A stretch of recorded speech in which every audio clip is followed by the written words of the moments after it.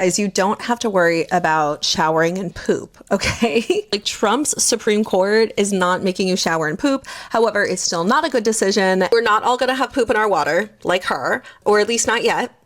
Although if you do live in certain places, you might already have to worry about that. I'm gonna break down the most recent news and the map of where you might wanna be concerned about your water supply. There was a Supreme Court ruling this week which actually ruled against the EPA and their water limits. And weirdly, conservative majority in the Supreme Court that actually sided with the city of San Francisco, which is, you know, a liberal-ish city. San Francisco had asked the EPA for permits to discharge raw sewage into the Pacific Ocean, specifically during like big rainstorms. And when I guess their sewage treatment plants would overflow, the EPA basically said no. This got kicked up to the Supreme Court, and the Supreme Court actually ruled against the EPA. Basically, the argument was that the EPA wasn't specific enough. What's weird about this is Amy Coney Barrett, who was put onto the court for one reason and one reason only, which was to dismantle Roe v. Wade, which she did. Super conservative. She actually sided with the liberal justices on this one. However, you already do have to worry about literal shit in your water if you live anywhere near a Tyson's Foods processing plant. A report that came out last year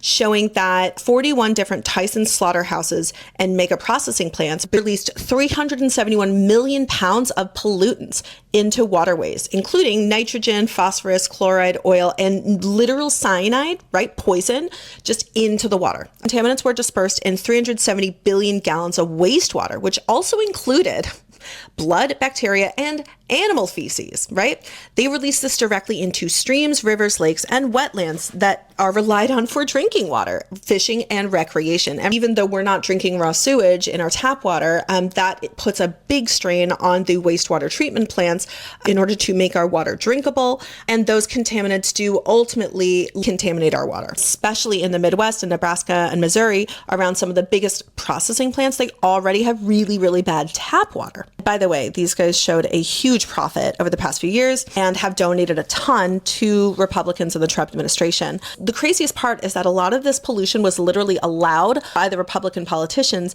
in some of these states. So even though this is horrifying, it was literally allowed by the legislatures to do this, right? If you live anywhere near these places, that is where you would already be concerned about your water quality due to literal shit in your water. The end goal of all of these decisions, and with Trump trying to severely weaken the EPA, and he's always been terrible with any sort of water protections, the end goal with all of that is getting the water system privatized and charging us a lot of money. So yeah, all of the private businesses and his cronies can make a lot of money. Like, that's the end goal here.